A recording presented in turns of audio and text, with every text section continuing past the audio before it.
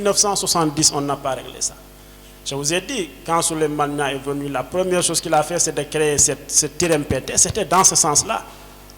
Parce qu'il voulait renverser la tendance de proportionnalité des bacheliers littéraires, bacheliers scientifiques. Et il disait que ça passe par bien former les profs de maths. Parce que c'est les profs de maths qui font les futurs mathématiciens. Si c'est des profs de maths qui viennent un cours, deux cours, après ils te disent que non, toi tu ne connais rien, tu es nul, va, etc.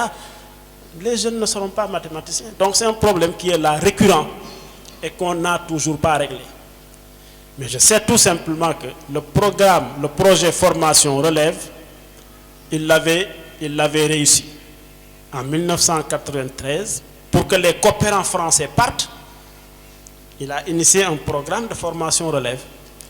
Et d'ailleurs, mon jeune frère là, Rassoul, est passé par ce programme-là de formation relève où il disait qu'il faut qu'on remplace les coopérants français, mais il faut qu'on mette en place un programme.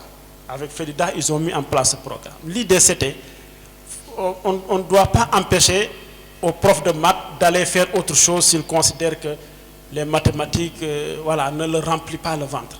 Mais pour lui, sa vision qu'avait Souleymane Niang, c'était de faire en sorte que s'il y a des gens qui partent, qu'il y ait toujours des gens pour les remplacer.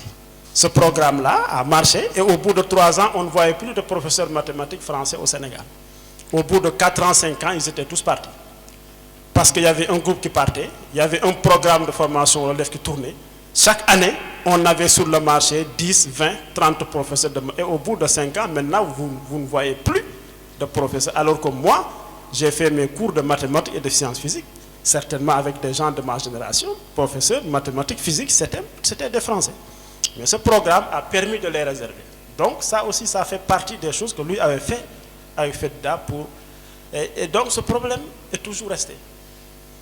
Et ça s'empire, parce que cette session passée, on n'a pas eu 20% de bacheliers, on a eu 17%. On se plaignait quand on était à 20%, 80%. Maintenant, la session passée, c'est 17%. Peut-être que cette année, on aura 15%.